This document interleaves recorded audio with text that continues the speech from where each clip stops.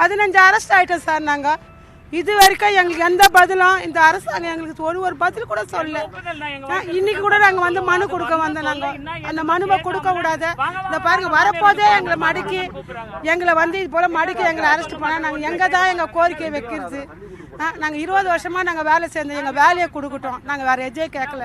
1328 குடும்பம் இன்றைக்கி பாதிக்கப்பட்டு நாங்கள் 13 நாளாக நாங்கள் வந்து ரிப்பன் பள்ளியில் போராடினோம். இன்றைக்கி நாங்கள் 15 அரெஸ்ட் ஆகிட்டோம். இது வரைக்கும் அந்த அரசாங்கம் எங்கள் மேலே செவியே சாய்க்கல. நாங்கள் ஒரு தூய்மை பணியாளர். நாங்கள் என்ன பாவப்பட்டு நாங்கள் ஆகிட்டோம். ஐயா கொடுத்த வாக்குறுதியை நிறைவேற்றுன்னு கேட்குறோம். அவங்க வந்தால் தான் வாக்குறுதியை நிறைவேற்றுவாங்க. அவங்க வந்தால் தான் எங்களுக்கு பணி நிரந்தரமே பண்ணுவாங்க. அவங்க ஏன் எங்களுக்கு பண்ணாதே? எங்களை ஏன் இப்படி அறக்கழிக்கிறாங்க? நாங்கள் இங்கே வந்து மனு கொடுக்க வந்தோம். மனு கொடுக்க வந்தவொன்னுமே அங்கே அரெஸ்ட் பண்ணி பாதி பேரை இட்டுன்னு போயிட்டாங்க. நாங்கள் வந்து இதில் வந்தோம். நாங்கள் தலைமைச் செயலகத்துக்கு வந்து நாங்கள் மனு கொடுக்கலான்னு வந்தோம். அங்கே எங்களை உள்ளே போக விடாது. அங்கேயே போலீஸ் வந்து பயங்கரமாக போட்டு வச்சுக்கிறாங்க.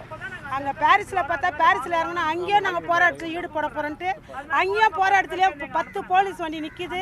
1000க்கு மேலே எங்களுக்கு போலீஸ் அங்கேயே நிற்கிறாங்க. இது போல் எங்களை ரொம்ப அறக்கழிக்கிறாங்க. நாங்கள் யாரையும் வந்து கஷ்டப்படுத்தினோம் இல்லை. எங்கள் வேலையை எங்களுக்கு கொடுக்கட்டும். எங்கள் எண்ணிலம் வேலையை எங்களுக்கு தரட்டும். நாங்கள் வேலை செய்கிறோம். இன்றைக்கும் ரெடியாகிறோம். நாங்கள் போன வாரத்தில் வந்து நாங்கள் கேட்டோம். ரிப்பன் எங்கள் வேலையை கொடுங்க. மழை டைமு நாங்கள் மக்களுக்கோசம் நாங்கள் கஷ்டப்பட வந்தோம். எங்களுக்கு சம்பளமே இல்லாத நாங்கள் வேலை செய்கிறோம். அங்கேயே எங்களை ஒடுக்கட்டியாக எங்களை அரெஸ்ட் பண்ணி எடுத்துன்னு போயிட்டு இதில் போட்டாங்க. பாண்டிச்சேரி கிட்டே எங்களை ஒரு இடத்துல போட்டாங்க. ஒருத்தர் அண்ணா நகரில் போட்டாங்க. இவ்வளோ இடத்துல எங்களை போட்டு வச்சா நாங்கள் எப்படி தான் சார் நாங்கள் வெளியே போகுது? இத்தனைக்கும் பூர்வக்குடியே எங்களுக்கு இங்கே தான் கொளத்தூர் தொகுதி 6வது மண்டலத்தில் இருக்கிறோம். நாங்கள் எங்கள் வேலையை எங்கள் கொடுக்கட்டும் ஐயா. நாங்கள் போராடணும்னு எங்களுக்கு அவசியமே இல்லை. 20 வருஷமாக நாங்கள் வெளியே வரலையே. எங்களை ஏன் இப்படி வெளியே வர வச்சு எங்கள் வேதனைக்கு நீங்கள் துன்புறுத்துறீங்க?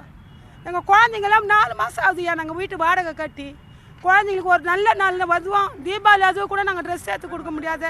அவ்வளோ கஷ்டத்தோடு வேதனையோடு இருந்தோம். நாங்கள் ஏன் எங்களுக்கு இவ்வளோ மன கஷ்டப்பாக்குறாரு ஐயா? எங்கள் எதையோ செய்கிறாரு. எவ்வளோ நல்லதை செய்கிறாரு இந்த அரசாங்கத்துக்கு. ஏன் இந்த தூய்மை மக்கள் மட்டும் செவி சாய்க்கல? நாங்கள் இன்னும் அவ்வளோ பாவப்பட்டவங்களா ஆகிட்டோம். நான் கொளத்தூர் தொகுதியே அவர் வந்து அவருடைய மக்கள் தொகுதின்றாரு, மகளிர் தொகுதின்றாரு, தாய் விடுன்றாரு. நீ தாய்ங்களா இன்னைக்கு கஷ்டப்பட்டு நடுத்தால நின்று நாங்கள் எங்கள் வேதனையை சொல்லிக்கிறோம். நாங்கள்